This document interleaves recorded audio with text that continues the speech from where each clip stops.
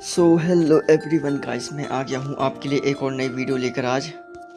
तो आज हमारा बहुत ही रोमांच और बहुत ही इमोशनल मोमेंट हो सकता है, लेकिन इसमें सबसे ज़्यादा हम लव मोमेंट भी देखने के लिए हमें मिल सकता है। तो गाइस, हम चलते हैं अपनी वीडियो की तरफ। हमारी वीडियो एक नई यूनिक तरीके से होने वाली है। हम शुरुआत करते हैं अपनी स्टोरी को जो है। और गाइस, मैं पहले बता देता हूँ आपको, मैं 5वां चैप्टर उसका जल्दी ही डालने वाला हूँ, परमैन बिजनेसमैन वाला। तो प्लीज़ उसके लिए आप चिंता ना कीजिए। तो हम चलते हैं गाइस अपनी स्टोरी की तरफ। हम देखते हैं कि परमैन और पाको एक गार्डन में हाथ में हाथ डाले बैठे हुए होते हैं और उसमें पाको कह रही होती है, परमैन मैं तुमसे। लेकिन उससे पहले कि वो बोल पाती, वहाँ पर एक छोटा बच्चा रोते हुए आता है और कहता है, दीदी दीदी प्लीज़ मुझे बता दो मेरी मम्मी कहाँ है, मैं खो गया हूँ। तभी परमैन मुस्कुरा देता है और उसकी मुस्कान को देखकर पाको और ज़्यादा शर्मा जाती है। पाको को नहीं पता था कि परमैन किस चीज़ के बारे में सोच रहा है, लेकिन उसकी शक्ल को देखकर पाको समझ जाती है कि परमैन कुछ उल्टा पुल्टा सोच रहा है, लेकिन उसको उससे कोई फ़र्क नहीं पड़ता। वह गुस्से में परमैन को डांटते हुए कहती है, परमैन तुम अगर इस तरह मदद नहीं कर सकते तो तुम प्लीज़ इस बच्चे की ही मदद कर दो तुम। यह बोलकर वह मुस्कुरा देती है। उसको मुस्कुराता देख परमैन मुस्कुरा देता है और कहता है, पाको तुम इस तरह की कब से हो गई। और यह बोलकर वह अपने आप पर तपली मारते हुए कहता है, धत तेरी, यह क्या बोल दिया मैंने। और यह बोलकर वह मुस्कुरा देता है और कहता है कि पाको चलो चलते हैं। और यह बोलकर पाको जल्दी से परमैन के साथ चली जाती है और उस बच्चे को ढूंढने लग जाती है, उसके बच्चों के माता पिता को। तभी पाको को एहसास होता है कि वह बच्चा तो काफ़ी ज़्यादा रो रहा है। यह देखकर परमैन कुछ खाने के लिए उसे दिलाता है, जिससे कि परमैन का कलेजा जलने लगता है, क्योंकि उसने जो लिया था वह काफ़ी महंगा था।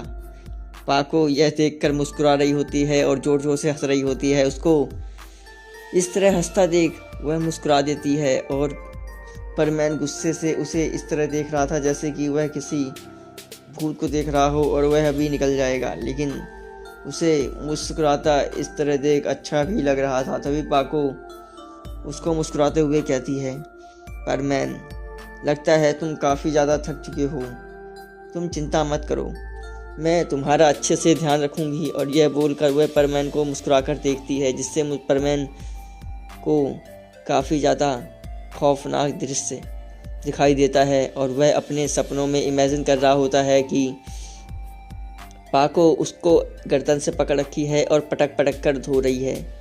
लेकिन परमैन को अब हकीकत में आता देख पाको कहती है, अगर तुमने जो देखा है, अगर तुमने सही से काम नहीं किया तो मैं सच में तुम्हारा वही हाल करूँगी। और यह बोलकर वह पाको को मुस्कुराकर पाको देखती है परमैन को, तो परमैन के पूरे शरीर में दर्द शुरू हो जाता है, क्योंकि उसने नहीं सोचा था कि पाको उसकी बातों को इस तरह इमेजिन करेगी। और यह सब देखकर परमैन को उससे डर भी लग रहा था और खौफ भी हो रही थी कि पाको कहीं उसको सच में ना ख़त्म कर दे। इधर पाको को इस तरह डराते देख वह बच्चा भी खुशी से चहकने लग जाता है, लेकिन कुछ ही देर बाद उसे उसके माँ बाप मिल जाते हैं। यह देखकर पाको को काफ़ी खुशी मिलती है, लेकिन तभी उन लोगों का घर जाने का टाइम हो जाता है, क्योंकि मित्सुओ को सुबह स्कूल भी जाना था और वह अब 18 साल का हो चुका था, लेकिन अभी भी वह स्कूल में ही पढ़ता था। यह देखकर पाको कुछ नहीं बोली, क्योंकि वह भी अभी स्कूल में ही पढ़ती थी। वह लोग अभी स्कूल में पढ़ रहे थे, 12th क्लास में थे। इधर मित्सुओ कहता है, पाको बाय। इधर पाको जैसे ही मित्सुओ को जाता देखती है, उधर मित्सुओ खुशी से चहकते हुए कहता है, अब चली गई पाको, काश अब मैं सुमीरे को देख पाता, क्योंकि मैं अब कल जाऊंगा तो सुमेरे को ज़रूर कुछ ना कुछ बोलूँगा कि हाँ गाइस, इस जगह पर सुमेरे हमारी मिसवो के ही स्कूल में पढ़ रही होती हैं। तो गाइस, हम जैसे ही देखते हैं कि अब सुबह का सवेरा होता है और उधर मिसवो उठ जाता है अपने स्कूल जाने के लिए। वह काफ़ी खुशी से स्कूल जाने के लिए तैयार था। उसे इतना खुश होता देख उसके रोबोट को कुछ शक होता है, लेकिन वह मुस्कुराते हुए कहता है, ठीक है परमैन, अगर तुम जाना चाहते हो तो जल्दी ही जाओ, लेकिन यह तो बताओ कि तुम इतना खुश क्यों हो रहे हो। यह सुनकर वह रोबोट को गुस्से से देखता है और कहता है, रोबोट, लगता है तू मेरी खुशी से जलता है, इसीलिए तू इस तरह मुझे परेशान कर रहा है। यह सुनकर रोबोट को कहता है, परमैन को कहता है, रोबोट, तुम सच में बेवकूफ़ हो। मैं भला क्यों जलने लगा, और तुम्हें डरने की ज़रूरत नहीं है। तुम जो देखते हो सुनते हो, मैं तुम्हारे चीज़ को महसूस कर सकता हूँ, इसीलिए तुम्हें इस तरह बोलने की ज़रूरत नहीं है। और यह बोलकर वह जल्दी से उसे नज़रअंदाज कर देता है। उसे नज़रअंदाज करता देख परमैन को गुस्सा तो बहुत आता है, लेकिन वह रोबोट को कुछ काम बताता है और फिर वहाँ से वह चला जाता है। वह जैसे ही अपने क्लास में पहुँचता है, वह देखता है मिस सुमेरी होशिनो समय से स्कूल पहुँच चुकी हैं, और यह देखकर परमैन के पूरे शरीर में झुनझुनी सी दौड़ जाती है और वह घबराते हुए कहता है, पाको, मुझे नहीं पता था सॉरी गाइस, मैंने गलत बोल दिया, मिस सुमेरे आप यहाँ। लेकिन वह लड़खड़ा ही रहा था कि तभी मिस सुमेरे अपने मुंह पर हाथ रखकर इस तरह से हंसती हैं कि परमैन के चेहरे पूरे लाल हो जाता है और वह मुस्कुरा देता है और घबरा भी जाता है, क्योंकि मिस सुमेरे होशिनो को किसी ने हंसते हुए इसी तरह कभी भी नहीं देखा था। और पाको भी जानती थी कि मिसवो उसे पसंद करता है, लेकिन वह मिसवो को भी पसंद करती थी, लेकिन वह चाहती थी कि वह मुझे सुमेरे की तौर पर नापसंद करे। बाकी वह उससे बहुत प्यार करती थी, लेकिन वह चाहती थी कि मिसवो उसे एक नॉर्मल लड़की की तरीके से पसंद करे। इधर मिसवो बस उसकी तरफ अट्रैक्ट था। मिसवो को पता नहीं क्या होता था कि वह जब भी सुमेरे को देखता था, वह ऑटोमेटिक वहाँ खिंचा चला जाता था और वह सुमेरे से बोलता था, क्या तुम ये खाओगी वो खाओगी, और फिर उसे नई नई चीज़ें ट्राई करवाता था। इधर पाको को बहुत हंसी आती थी, लेकिन वह गुस्से का नाटक करते हुए परमैन को डराती थी। लेकिन मुझको मज़ा तो बहुत आता था, लेकिन मिसवो था हमारा जो, वह तो पागल प्रेमी दीवाना था। उसे तो कोई फ़र्क नहीं पड़ता था पाको उसको कुछ भी बोली, वह सिर्फ पाको के बातों को सुनता था और फिर उसे मजाक में टाल देता था। एक दिन परमैन और जा ही रहा था कि वह देखता है कि सुमेरे के सामने कुछ लोग आ जाते हैं। यह देखकर सुमेरे घबरा जाती है, लेकिन तभी मिसवो आके बढ़ता है। लेकिन तभी मिसवो देखता है कि उनके पास पिस्तौलें होती हैं। यह देखकर वह घबरा जाता है। इधर मिस सुमेरे भी घबरा चुकी थी। जैसे ही वह घबराती जाती हैं, वह समझ गई थी कि अब यहाँ पर बचने का कोई रास्ता नहीं है। इधर मिसवो को नहीं पता था कि क्या करना है, लेकिन जैसे ही वह देखता है कि वह वैन में डालकर मिस सुमेरे को ले जा रहे हैं, वह भी उस वैन में चुपचाप बैठ जाता है और वह देखता है कि वो क्या हो रहा है। लेकिन तभी मिसवो देखता है कि उसकी किडनैपिंग पैसों के लिए की जा रही थी, लेकिन वह लोग भी बहुत ख़तरनाक थे। इधर उन्हें नहीं पता था कि मिस सुमेरे के पीछे एक और लड़का आ रहा था और वह उनके साथ बैठ चुका है। इधर उनकी बर्बादी का समय भी शुरू हो रहा था और इधर मिसवो भी अपने खूंखार अंदाज में चल रहा था। मिसवो को बहुत ही मज़ा आ रहा था कि वह इस जगह पर है, लेकिन उसे ये समझ नहीं आ रहा था कि अब क्या करा जाए, क्योंकि वह जानता था पाको को इन्फॉर्म करना इस समय बहुत ज़्यादा परेशानी भरा हो सकता है। लेकिन वह फिर से पाको को इन्फॉर्म करने की कोशिश करता है, लेकिन पाको का बैज उसी गाड़ी के अंदर बसता, लेकिन उससे पहले ही पाको उसे ऑफ कर देती है और वह अपने मन में ही सोचती है कि यह मित्सुओ मुझे बार बार क्यों फ़ोन कर रहा है, लेकिन वह बार बार उसे ऑफ कर रही थी। इधर मित्सुओ अब गुस्से में चिढ़ रहा था, लेकिन वह कुछ कर नहीं सकता था। चुपचाप अपने बैच को रख देता है और वो कुछ देर बाद गाड़ी एक जगह आकर रुक जाती है। जैसे ही वह गाड़ी से उतरता है, वह देखता है कि उसके सामने ही एक बहुत बड़ा सा गार्बेज का मकान था। यह देखकर वह हैरानी से कहता है कि लगता है यह लोग आज सच में मार खाने वाले काम कर चुके हैं। और यह बोलकर वह जैसे ही गाड़ी में से उतरता है, उसके सर पर 3 से 4 बंदूकें रख उठती हैं। यह देखकर सुमीरे अपने सर पे हाथ मारती हैं और वह कहती हैं यह बेवकूफ़ यही था। और फिर वह मुस्कुराते हुए कहते हैं, तुम लड़के, हमें पता था कि तुम गाड़ी में बैठ चुके हो, लेकिन हमने कुछ भी नहीं किया, क्योंकि जानते हो अगर हम तुम्हें वहाँ निकाल देते तो फिर हमें तुम्हें ख़त्म करना पड़ता, और हम अभी कोई तमाशा नहीं चाहते हैं, इसीलिए हम तुम्हें कुछ न कुछ करना चाहते हैं। लेकिन तुम हो कि पता नहीं क्या ही करे हुए हो।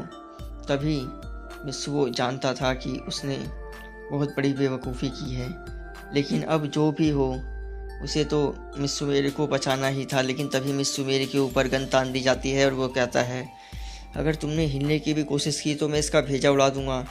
यह सुनकर मित्सुओ घबरा जाता है, लेकिन तभी मित्सुओ कहता है कि तुम लोग चाहते क्या हो मित्सुमेरे से, अगर तुम्हें पैसे ही चाहिए तो तुम मुझसे भी ले सकते हो। और यह बोलकर वह अपना हाथ खड़ा कर देता है, लेकिन तभी एक आदमी उसके पीछे एक गन से हमला करता है और मित्सुओ एक ही बार में बेहोश हो जाता है। तभी अब मित्सुओ की आंखें खुलती हैं और वह देखता है कि वह एक ऐसी जगह कर कैद है जहां पर उसकी कोई ऊर्जा नहीं आ रही। तभी परमैन के रूप में बदलने की कोशिश करता है, लेकिन वह देखता है कि उसका पूरा बैग और जेब खाली है। यह देखकर परमैन हैरान था और परेशान भी, और वह घबराते हुए कहता है ये सब क्या हो रहा है और ये क्या चीज़ है, मुझे नहीं समझ में आ रहा। लेकिन हाँ, मैं ये तो समझ गया हूँ कि पाको यानी फिर से सॉरी गाइस, सुमीरे को बचाने के लिए कुछ ना कुछ जरूर करना होगा। यह बोलकर वह मित्सुओ जल्दी से पाको को बचाने के लिए ढूंढने लग जाता है, लेकिन तभी उसको एक सेल दिखाई देती है। वह सेल में सुमीरे होशिनो को लटकाकर बांधा गया होता है। यह देखकर मित्सुओ का चेहरा काला पड़ जाता है और वह गुस्से में दहाड़ते हुए कहता है तुम हरामजादो, तुम लोग इस तरह कैसे किसी लड़की को लटका सकते हो। और यह बोलकर वह जोर से एक पैर उस पर मारता। उससे पहले ही सुमीरे बोलती है इसको छूना मत, लेकिन तब तक बहुत देर हो चुकी थी। मित्सुओ ने वह लात मारी ही थी कि उसको इतना जोरदार करंट लगता है कि उसकी दर्दनाक से चीख निकल जाती है और वह चिल्लाते हुए अपने पाँव को इधर उधर हिलाने डुलाने लगता है और वह रोने लगता है। यह देखकर मिस सुमीरे अपना सर ऐसे बेबसी से हिलाती हैं जैसे कि वह उस बेचारे को सांत्वना दे रही हो, लेकिन मित्सुओ तो दर्द से कराहते हुए ज़मीन पर गिर जाता है। उसे इस तरह गिरता देख वह मुस्कुरा रही थी और कहती हैं कि मैंने तुम्हें पहले ही रोका कि तुम इसको छूना मत वरना तुम्हें करंट लगेगा, लेकिन तुम मानते ही नहीं हो। और ये बोलकर वह मुस्कुराकर उसे देख ही रही होती हैं कि तभी मित्सुओ चिल्लाते हुए कहता है तुमने कब बोला। यह बोलकर वह जल्दी से अब मित्सुओ सुमीरे से पूछता है कि इसके लिए क्या किया जाए, लेकिन तभी सुमीरे बताती हैं कि वह बगल में एक बटन दिख रहा है उसे ऑफ कर दो।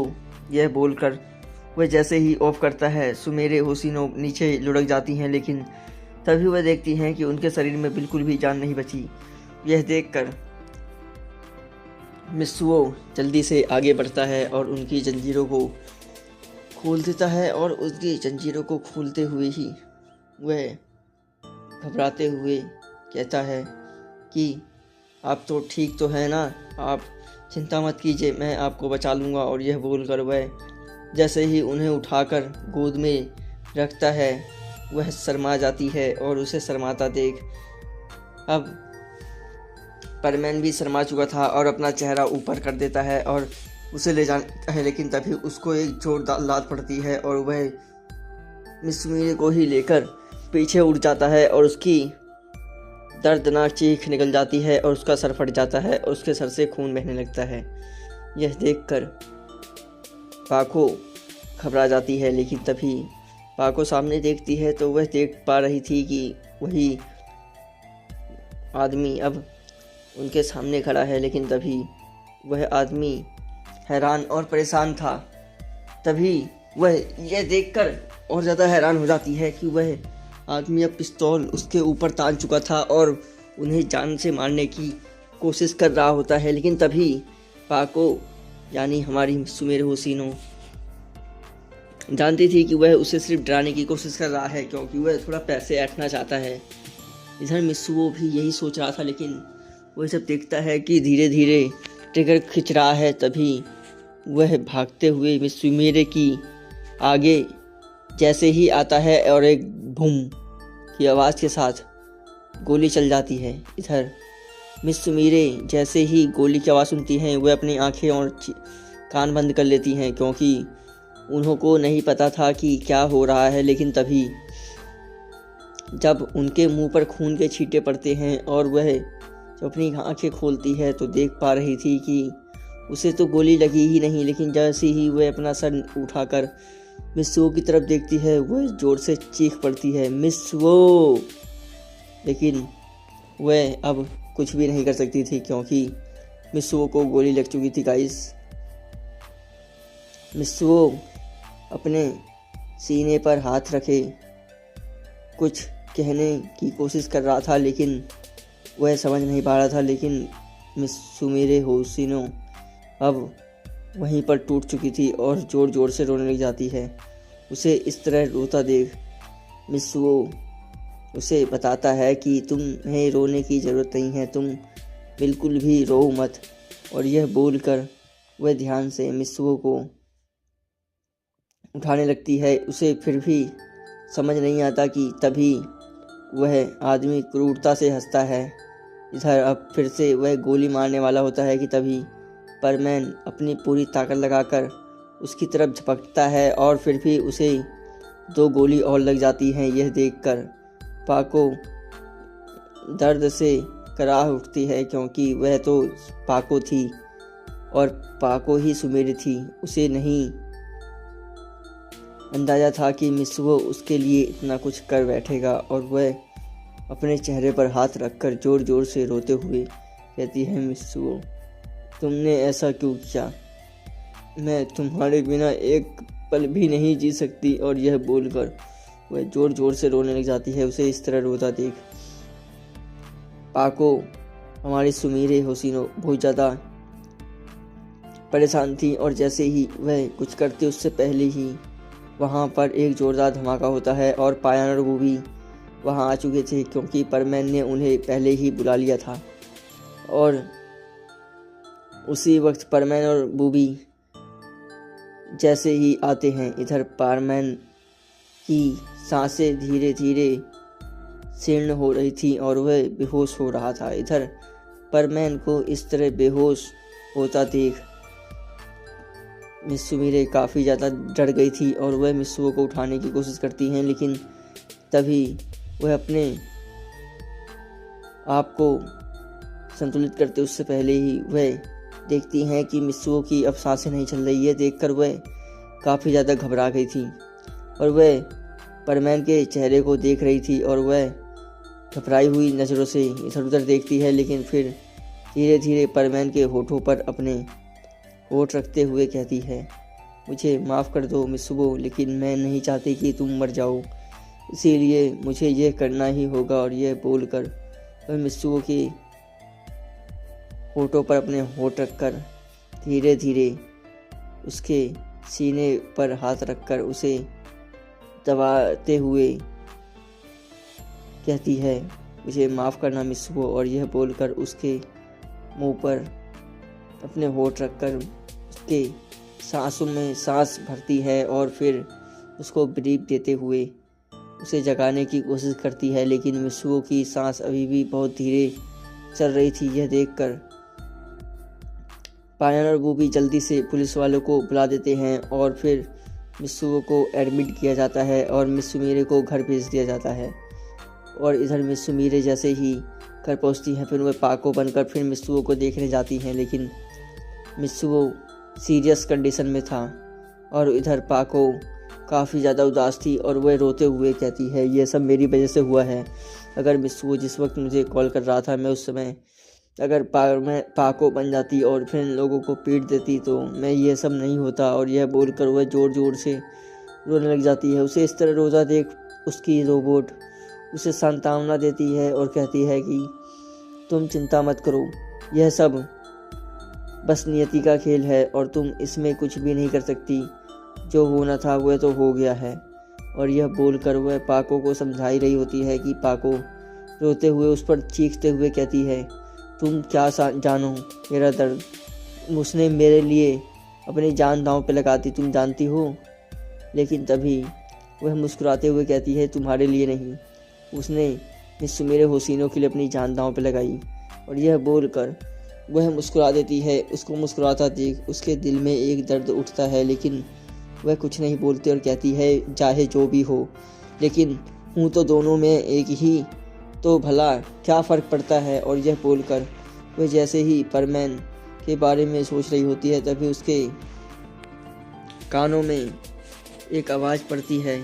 तभी मित्सुओ के रोबोट की आवाज़ थी और वह एक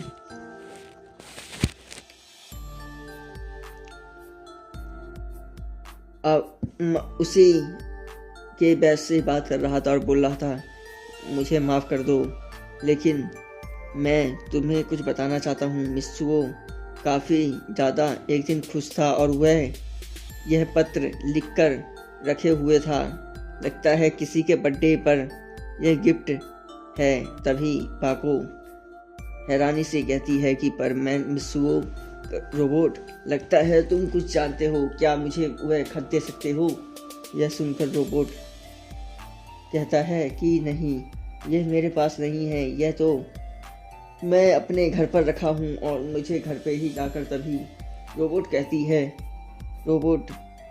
पाको की रोबोट कहती है, ठीक है तो हम सभी चलते हैं, मित्सुओ को आराम करने देते हैं। यह बोलकर वह रोबोट जल्दी से सभी को लेकर चला जाता है और जैसे ही पायन बूबी और सब लोग वहाँ पहुँचते हैं तभी वहाँ पर मित्सुओ का रखा हुआ एक खत दिखाई देता है। यह खत में जैसे ही वह लोग देखते हैं वह हैरान हो जाते हैं, क्योंकि खत के ऊपर दिल का साइन बना हुआ था। यह देखकर पाको हैरानी से शर्मा जाती है, लेकिन फिर वह सोचती है कि क्या पता ये मित्सुओ ने सुमीरे के लिए बनाया हो। लेकिन तभी मित्सुओ के ऊपर लिखे हुए शब्द देखकर वह हैरान थी। तभी उस पर लिखा हुआ था, पाको के लिए खत।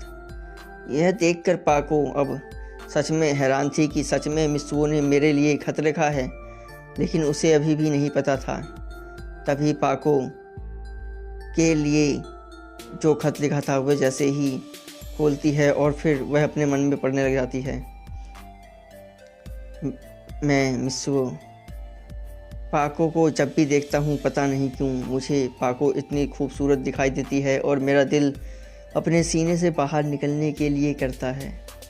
लेकिन वह जैसी भी है, गुस्सैल है, नकचड़ी है, भले से वह खाना नहीं बना सकती, जितना मर्जी गुस्सा करे, लेकिन वह है मेरी दोस्त और मैं सच में उससे इतना प्यार करता हूँ कि मैं उसके लिए आखिरी सांस तक उसी का रहूँगा। मुझे उसे चिढ़ाने में बहुत मज़ा आता है, लेकिन मुझे उससे डर भी लगता है। लेकिन वह मेरे लिए एक अनमोल खजाना है। अगर गलती से उसे कुछ हो गया तो मैं भी अपने आप को ख़त्म कर दूँगा। और यह बोलकर वह यह इतना पढ़ते ही मित्सुओ के घर में ही पाको के आंसू उसके चेहरे से बया कर रहे थे और वह रोते हुए मिस्सू को कहती है, तुम नादान लड़के इस तरह कैसे कर सकते हो। लेकिन तभी वह आगे बढ़ती है, लेकिन मैं पाको से बहुत प्यार करता हूँ, लेकिन मैं मिस सुमीरे को पसंद भी करता हूँ।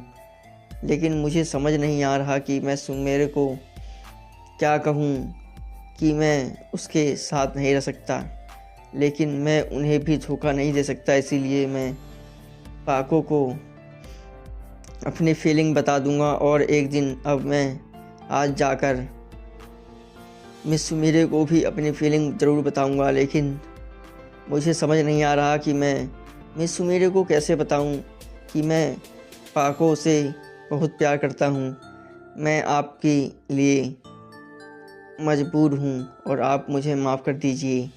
यह सब भूल कर वह लिख रखा था। तभी इधर पाको के आंखों से आंसू बह रहे होते हैं और वह कांपते हुए हाथों से परमैन के खत को अपने सीने से लगाकर वह ज़ोर ज़ोर से रोते हुए चीखने लग जाती है और कहती है, परमैन तुमने ऐसा क्यों किया। और फिर वह और आगे बढ़ती है और देखती है, तभी उस पर लिखा होता है, मुझे पता है मिस सुमीरे कि आप पाको कि आप मिस सुमीरे की बहुत अच्छी दोस्त हैं और अगर उसे कुछ हो गया तो आप भी नहीं रह पाएंगी। इसीलिए आप चिंता मत कीजिए, मैं मिस सुमीरे का भी ध्यान रखूँगा। मुझे ऐसा आज क्यों लग रहा है कि कुछ ना कुछ गड़बड़ होने वाली है, लेकिन मैं सब ठीक करने की कोशिश करूँगा। यह बोलकर वह अभी भी कुछ लाइनें उस पर लिखी हुई थी और मैं कहता है, मैं सिर्फ एक ही बात ध्यान रखता हूँ और वह है कि मैं सिर्फ और सिर्फ पाको से ही प्यार करता हूँ और मैं उसके बिना नहीं रह सकता। और यह बोलकर खत में दी एंड हो जाता है। और जब वह इतना पढ़ती है तो उसके दिल में एक दर्द उठने लगता है और उस दर्द को वह बर्दाश्त भी नहीं कर पा रही थी। रोबोट जैसे ही उससे वह खत छीन कर पढ़ती है, उसके भी आंखों से आंसू बह उठते हैं। उसने सोचा भी नहीं था कि परमैन इतना ज़्यादा भावुक इंसान होगा और उसके लिए इतना ज़्यादा पसंद करता होगा उसे। वह अब कुछ बोलते उससे पहले ही इधर मिस्सुओ के डॉक्टर ने फ़ोन किया।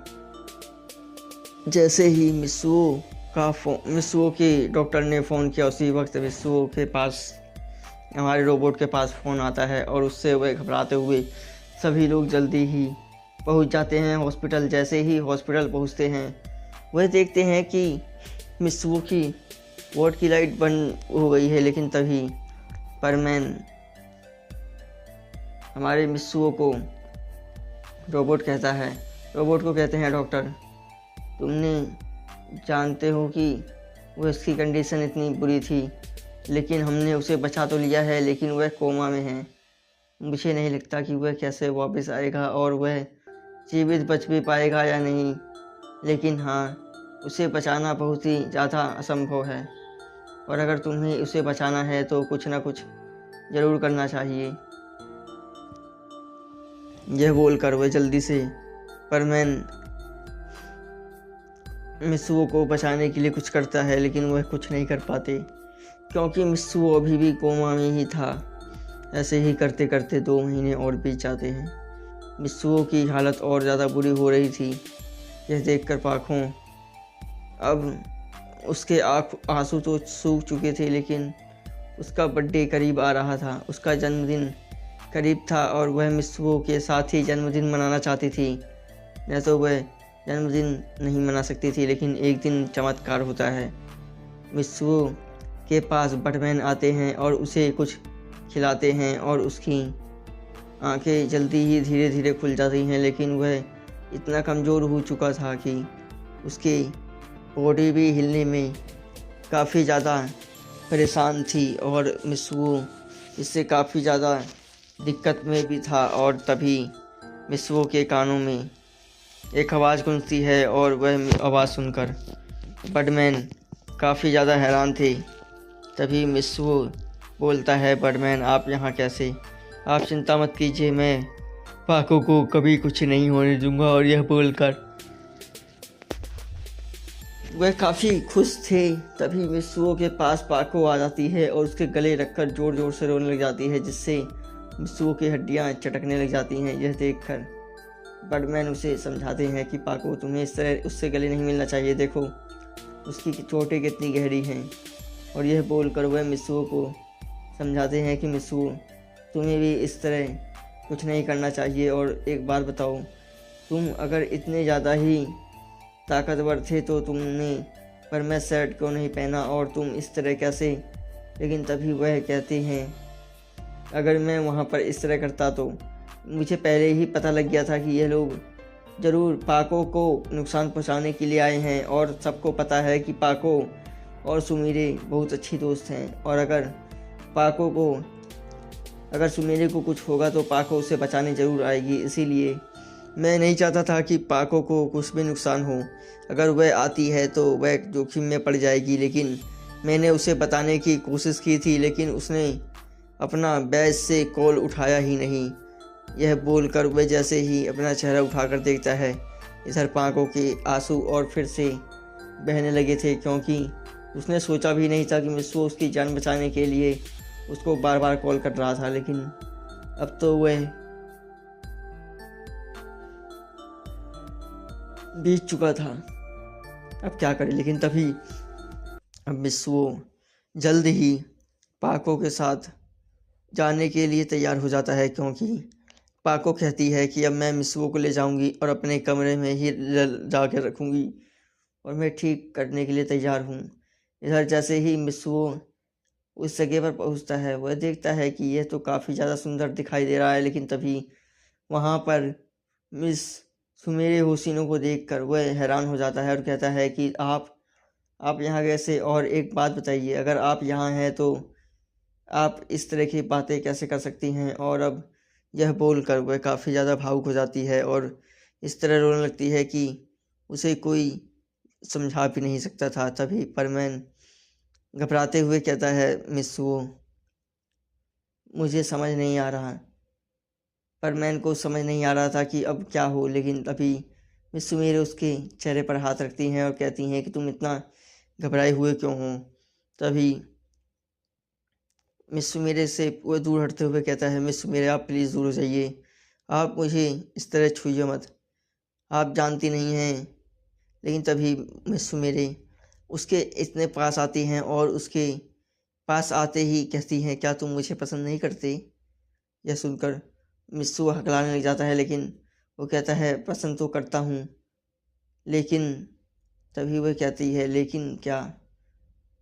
तभी यह बोलकर परमैन चुप हो जाता है। लेकिन तभी मित्सुओ को वह फिर से छेड़ती है और कहती है, क्या मित्सुओ, तुम मुझे इतना ही पसंद करते हो। तुमने भूल गए जो आपने स्कूल में कहा था। और यह बोलकर वह कुछ बोलती उससे पहले ही तभी वह कहती है, क्या मैं तुम्हें डेट पर ले जा सकती हूँ तुम्हारे चलने के बाद। तभी वह कहता है, नहीं।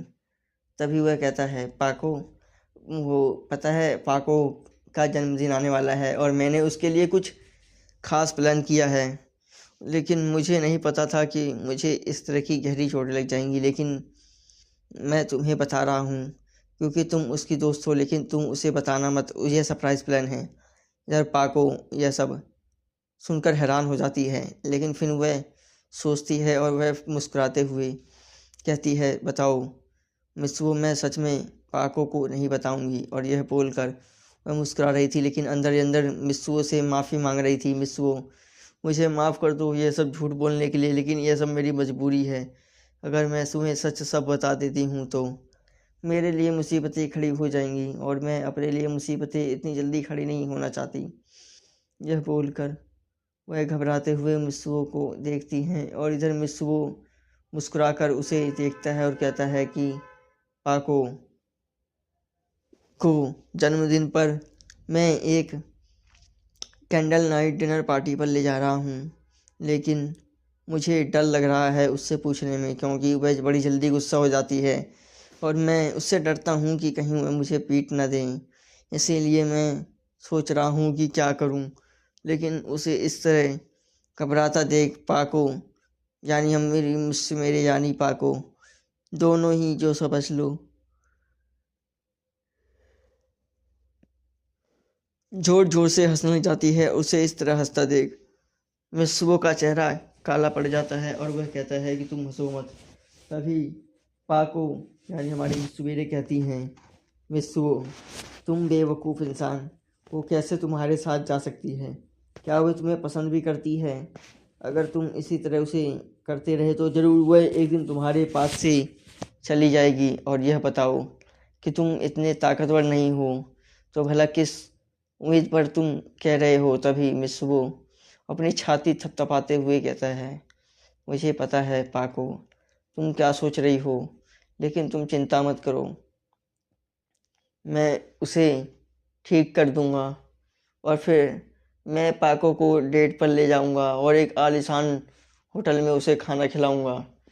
और फिर यह बोलकर वह अपनी चमकती हुई आंखों से पाको हमारी सुमीरे को देखता है, जिससे सुमीरे असहज हो जाती है।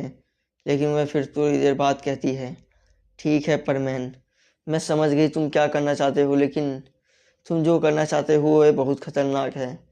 मुझे नहीं समझ में आ रहा कि तुम अपने आप को कैसे बचाओगे और किस तरह नहीं, लेकिन अब मैं ये तो समझ गई हूँ कि तुम जो भी हो परमैन, अब इसे बचाने के लिए कुछ ना कुछ ज़रूर करना होगा। और यह बोलकर वह परमैन को एक सुझाव देती है कि पाको को अगर तुम्हें कैंडललाइट डिनर ले जाना है तो उससे तुम्हें खुद ही पूछना चाहिए। लेकिन पाको को वह पर हमारी सुमीरे को देखते हुए कहता है, नहीं सुमीरे, मैं अगर उसके सामने जाता हूँ और मेरे से कुछ भी गलत निकल गया तो मेरी दोस्ती ख़राब हो जाएगी। मैं नहीं चाहता कि वह मुझे पसंद करना भी भूल जाए। मैं तो अभी उससे प्यार करता हूँ, लेकिन क्या वह मुझसे प्यार करती है? और यह बोलकर वह काफ़ी उदास हो जाता है। उसे इस तरह उदास हुआ देख पाको का तो दिल कह रहा था कि एक बार जाके वह खुद बता दे, लेकिन वह जानती थी कि उसके नियम ऐसे हैं कि वह नहीं जा सकती। इसीलिए वह पाको हमारी मिस्सुओ को कहती है, मिस्सुओ तुम जो भी हो इसे ध्यान रखना।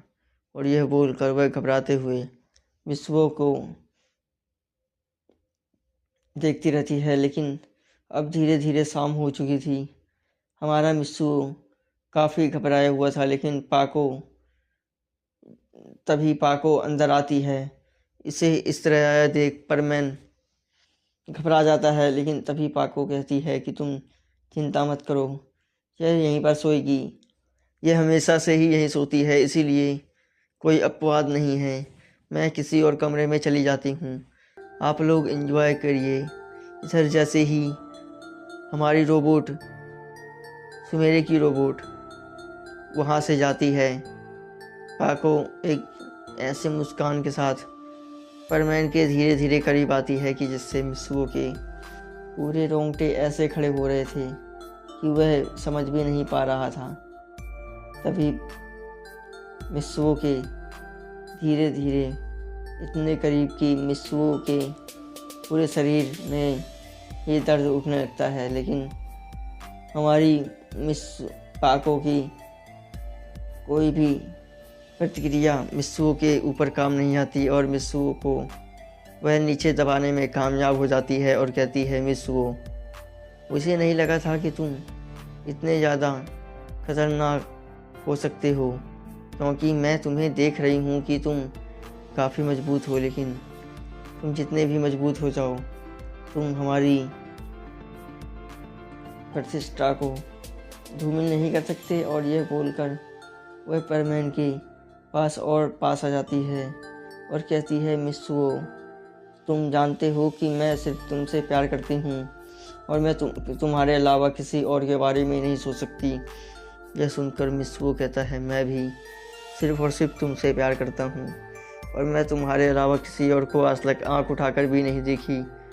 यह बोलकर वह अपना सर नीचे झुका लेता है, क्योंकि वह जानता था कि वह आधा झूठ बोल रहा है, लेकिन वह मुस्कुरा देती है। वह जानती थी कि मिस्सुओ काफ़ी ज़्यादा अच्छा व्यक्ति है और वह भी मिस्सुओ को काफ़ी पसंद करती थी। इसीलिए वह मित्सुओ को कहती है, ठीक है मित्सुओ, तुम जो चाहते हो वह सब तैयार हो सकता है, लेकिन मुझे एक बात बताओ कि अगर तुम्हें ये सब करना ही है तो तुम क्या ही नहीं कर सकते। और यह बोलकर वह मित्सुओ के गले लग जाती है, उसे इस तरह बिस्तर पर गले लगा जैसे ही पाको परमैन को गले लगाकर सोती है। उसी वक्त पाको के कानों में कुछ आवाज़ें पड़ती हैं। उन आवाज़ों को सुनकर पाको इधर उधर देखती है। तभी वह देखती है कि परमैन के हाथ पैर काँप रहे हैं, लेकिन उसे समझ नहीं आता कि ऐसा क्यों हो रहा है। लेकिन तभी पाको देखती है कि परमैन अब घबरा रहा है। यह देखकर वह पाको मुस्कुराकर परमैन को देखती है और कहती है कि क्या हुआ। तभी परमैन कहता है कि मुझे छोड़ दो पाको, वरना मैं मर जाऊंगा। और यह बोलकर जैसे ही पाको उसे दोबारा कस के जकड़ने वाली होती है, उसी वक्त पाको से वह दूर हो जाता है और कहता है कि नहीं पाको, मैं दूर रहना चाहता हूँ और मैं तुम्हारे पास नहीं रह सकता। यह बोलकर वह जल्दी से पाको से दूर हो जाता है। और जैसे ही पाको से वह दूर होता है, वह देखता है कि उसका पूरा चेहरा लाल हो चुका है। इधर पाको भी काफ़ी शर्मा गई थी, लेकिन वह परमैन को परेशान करने के अलावा कुछ और नहीं कर रही थी।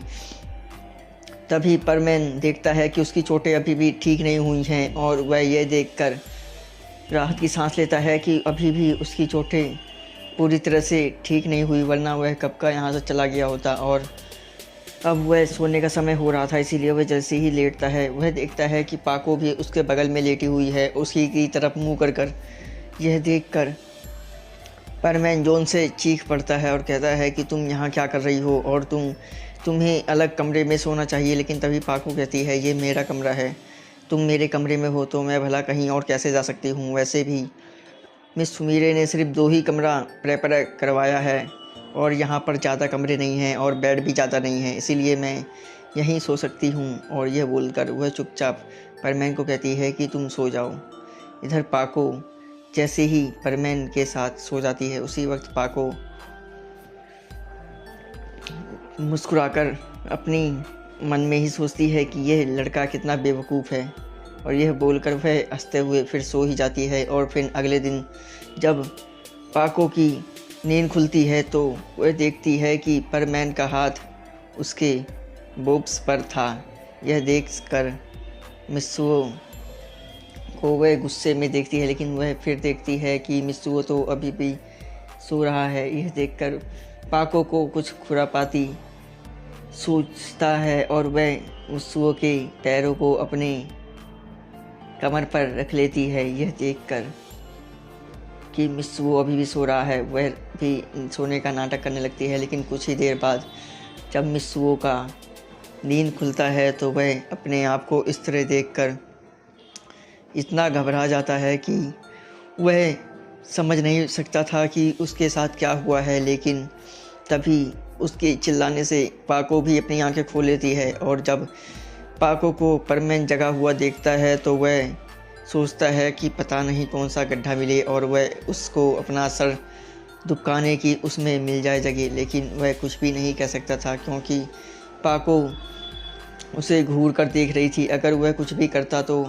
वह तुरंत ही मारा जाता। और यही सोचकर वह अपने आंसुओं से रोते हुए कहती है, परमैन तुमने मेरे साथ ऐसा किया, मैं तुम्हें नहीं छोड़ूंगी। इधर परमैन उसे भरपूर समझाने की कोशिश करता है, लेकिन पाको समझ नहीं रही थी। इधर पाको भी कैसे समझती, क्योंकि वह खुद मजाक कर रही थी परमैन के साथ। इधर बेचारे परमैन को कुछ पता नहीं था, लेकिन अब वह उससे बार बार माफ़ी मांग रहा था। लेकिन ऐसा कुछ भी नहीं हो रहा था कि पाको को वह समझा सके। लेकिन अब वह पाको को समझाने के लिए भरपूर कोशिश कर रहा था, लेकिन पाको उससे के बातों को सुनने के लिए ही इनकार कर देती है, जिससे पाको को वह रोते हुए समझाता है कि पाको प्लीज़ मेरे साथ इस तरह मत करो। और यह बोलकर वह पाको के सामने हाथ जोड़ लेता है। तभी पाको मुस्कुराकर उठती है और उसको गले से लगाकर उसके होठों पर अपने होठ रख देती है। जब परमैन के होठों पर अपने होठ रखते ही मित्सुओ के पूरे शरीर में रोंगटे खड़े हो जाते हैं और वह उस फील को महसूस कर पा रहा था, जिससे कि उसकी पूरी की पूरी बॉडी लैंग्वेज ही बदल जाती है और वह उस किस में ही खो जाता है। इधर मित्सुओ को एहसास ही नहीं था कि उसके साथ क्या हो रहा है। वह तो एक ऐसी दुनिया में पहुंच चुका था जिसे वह खुद भी नहीं जानता था। लेकिन वह यह तो समझ गया था कि पाको कुछ भी करे वह उसके लिए काफ़ी कुछ कर सकती है। इधर पाको को वह समझ नहीं आ रहा था कि क्या करे और पाको उससे किस तरह का प्रेम करती है और ये यही सोच रही थी कि तभी पाको के लिए वह काफ़ी ज़्यादा खुश हो रहा था और कहता है काश पाको आज इसी तरह मैं पाको के साथ हमेशा रह सकता। और यह याद आते ही उसकी भावनाएं से वह बाहर आ जाता है और जैसे ही भावनाओं से वह बाहर आता है वह देखता है कि पाको पहले ही हट चुकी है और उसे बस टकाटक देख रही थी। यह देखकर परमैन अपना सर नीचे झुकाकर शर्मिंदा हो जाता है और बोलता है मुझे माफ़ कर दो पाको, क्योंकि वह भी समझ नहीं पा रहा था कि उसने ऐसा क्यों किया और उसके साथ ऐसा क्यों हो रहा है। लेकिन वह ये तो समझ गया था कि अब कुछ भी हो उसके लिए बहुत बुरा समय चल रहा है और यह बोलकर वह काफ़ी ज़्यादा परेशान हो गया था और उस परेशानी से ही वह यह सोचकर हैरान था। अब वह यही सोचकर मुस्कुराता है और कहता है कि पाको लेकिन मैं बात करता हूँ। और यह बोलकर वह चुपचाप सुमीरे को बुलाता है और जैसे ही सुमीरे आती हैं तभी पाको कहती है कि तुम्हें उसके लिए कुछ मंगवाना चाहिए हमारे लिए खाने के लिए। और यह बोलकर वह जैसे ही कुछ मंगवाती है अपने मैनेजर से, उसी वक्त उसकी मैनेजर आकर बताती है कि मुझे लगता है कि सुमीरे आपके ऊपर जो हमला हुआ था उसके लिए रिपोर्टर्स आए हैं। यह सुनकर सुमीरे घबरा जाती है लेकिन वह थोड़ी शांत होती है और कहती है कि ठीक है मैं अभी आती हूँ। और यह बोलकर वह जैसे ही सुमीरे से मिलकर रोबोट जाती है उसी वक्त उसको कुछ काम महसूस होता है और उस काम को चलते हुए कहती है कि अब मैं समझ नहीं पा रही कि क्या करना चाहिए, क्योंकि यह रोबोट संभाल पाएगी या नहीं। वह अपने मन में सोच ही रही थी कि तभी उसके कानों में रोबोट की आवाज़ पड़ती है और वह आवाज़ सुनकर वह समझ जाती है कि मित्सुओ भी यस सुन सकता है। इसलिए वह जल्दी से जाती है और कहती है कि मित्सुओ तुम यहीं रहना। और यह बोलकर वह कहती है कि मैं संभालती हूँ और जल्दी से वह चली जाती है। इधर मित्सुओ की चोटें धीरे धीरे ठीक हो रही थी और अब वह करीबन पाको के घर में 1 महीने से रह रहा था। इधर जैसे ही मित्सुओ की चोटें ठीक होती हैं वह देखता है कि अब वह काफ़ी हद तक ठीक हो गया है। तभी पाको को कहता है पाको चलो ना हमें चलना चाहिए। तभी पाको कहती है कि कहाँ हैं, हमें कहाँ जाना है। तभी पाको को वह समझाता है कि पाको जब तुम चलोगी तब पता चलेगा। और वह पाको भी बड़े अच्छे से नाटक कर रही थी। वह सब जानती थी कि मित्सुओ कहाँ ले जाना चाहता है, लेकिन पाको बस नाटक कर रही थी क्योंकि वह नहीं चाहती थी कि मित्सुओ का सरप्राइज़ ख़राब हो जाए और वैसे भी वह कुछ भी नहीं चाहती थी। लेकिन मित्सुओ अब प्लान कर चुका था। वह जैसे ही अपने घर पे आता है यहाँ देख रोबोट उसको इस तरह देख मुस्कुराते हुए कहता है लगता है परमैन तुम पूरी तरह से ठीक हो चुके हो। यह सुनकर परमैन कहता है कि हाँ मैं ठीक हो चुका हूँ। लेकिन तभी परमैन कहता है कि मैं अपनी सेविंग्स ले जा रहा हूँ और मुझे मित्सुओ अब पाको को डेट करना चाहता हूँ और मुझे पता है कि तुम मुझे जाने दोगे। तुम अभी कुछ दिन और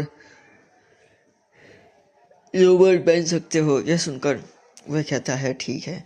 और फिर मित्सुओ पाको को एक होटल में ले जाता है जहाँ पर काफ़ी ज़्यादा कपल्स मौजूद होते हैं। उस कपल को देखकर सभी कपल्स मुस्कुरा उठते हैं क्योंकि परमैन मित्सुओ हमारा अभी परमैन बन के आया था। और पाको और परमैन को इस तरह वहाँ पर कपल की तरह देखकर सभी के सभी लोग चिल्लाते हैं और कहते हैं कि क्या हमें एक कॉन्टेस्ट रखना चाहिए परमैन के लिए और पाको के लिए। लेकिन परमैन साफ साफ मना कर देता है और कहता है कि हमें कुछ प्रिपरेशन चाहिए, और यह बोलकर वह उसके कान में बताता है। और जैसे ही वह लोग चले जाते हैं तभी पाको कहती है कि तुम क्या करने वाले हो परमैन, और हम लोग यहाँ क्यों आए हैं। तभी मित्सुओ घबराते हुए कहता है पाको पाको मैं तभी पाको कहती है मैं क्या कर रहे हो, सीधे सीधे बोलो ना, तुम यहाँ क्यों आए हो। तभी पाको को मित्सुओ को इस तरह घबराया देख वह ज़ोर ज़ोर से हंस रही होती है मन मन में ही, और लेकिन वह उसे बताती नहीं है। और इधर मित्सुओ घबराया हुआ बस पाको को देखता है और कहता है कि अब मुझे क्या करना चाहिए। लेकिन तभी वह पाको को कहता है पाको मैं तुम्हें बहुत पसंद करता हूँ, मैं तुम्हारे बगैर नहीं रह सकता, क्या तुम मेरे साथ कैंडल लाइट डिनर कर सकती हो। यह सुनकर पाको मुस्कुराती है और कहती है हाँ मित्सुओ, मैं ऑफ कोर्स तुम्हारे साथ कर सकती हूँ। और यह बोलकर वह जैसे ही मित्सुओ के साथ जाती है, मित्सुओ देखता है कि वहाँ का व्यू इतना अच्छा दिखाई दे रहा है, काफ़ी ज़्यादा अच्छा व्यू दिखाई दे रहा है। यह देखकर मित्सुओ मुस्कुरा देता है, और खूब अंधेरा अंधेरा सा था। वहाँ पर एक धीमी धीमी सी रोमांटिक सी म्यूज़िक बज रही थी, जिसकी वजह से पाको काफ़ी खुश हो रही थी और कहती है कि वाओ मित्सुओ, तुम तो बहुत कमाल के हो, मुझे नहीं पता था कि तुम इतना अच्छा भी कुछ कर सकते हो। और यह बोलकर वह पाको को देख रही थी और पाको को परमैन को देख रहा था, और इसी तरह दोनों एक दूसरे को देखते ही रहते हैं। तभी वहाँ पर एक वेट्रेस आती है और उन दोनों को मेनू पकड़ाती है। तभी परमैन और पाको की ध्यान मुद्रा टूटती है और वह मेनू में देखने लग जाते हैं। तभी पाको कहती है ये तो काफ़ी महंगा है। परमैन कहता है आप चिंता मत कीजिए पाको, मैं आपके लिए तो अपने आप को ही ख़त्म कर सकता हूँ, तो भला ये क्या है। और यह बोलकर वह मुस्कुराने लग जाता है और धीरे धीरे पाको के हाथों को छूने की कोशिश करता है। इधर पाको यह देख लेती है, लेकिन वह कुछ भी रिएक्ट नहीं करती। यह देखकर वह पाको को कहता है पाको मैं तुमसे बहुत प्यार करता हूँ, लेकिन मैं तुम्हें ढंग से बता नहीं सकता क्योंकि मुझे बताना ही नहीं आता। और यह बोलकर वह शर्मिंदा हो जाता है। यह देखकर पाको खुश हो जाती है और फिर मित्सुओ के पास आकर बैठ जाती है। मित्सुओ भी काफ़ी करीब बैठा था और वह दोनों एक दूसरे की बाहों में पहुंच जाते हैं।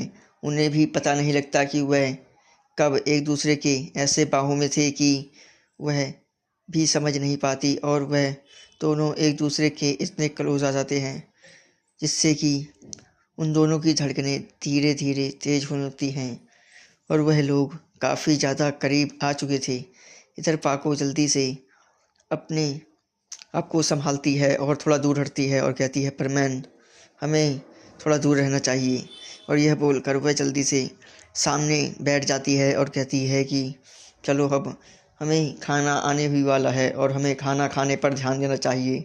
और यह बोलकर वह जल्दी से परमैन को खाना खाने के लिए कहती है, और जैसे ही परमैन खाना खाने बैठता है उसी वक्त उसके पास कुछ अच्छा खाने का मैसेज आता है, लेकिन उससे पहले ही परमैन की डेट ख़राब हो जाती है क्योंकि एक बहुत बड़ा हादसा हो चुका था।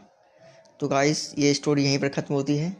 ये अधूरा प्यार, ये काफ़ी ज़्यादा मस्त स्टोरी है, लेकिन मुझे समझ नहीं आ रहा कि आप क्या करूं। लेकिन अब आप इसको क्लोज कर सकते हैं। अब अगले पार्ट में शायद देख सकें इसके बारे में, लेकिन यह स्टोरी कंप्लीट हो चुकी है। तो thanks for the watching videos.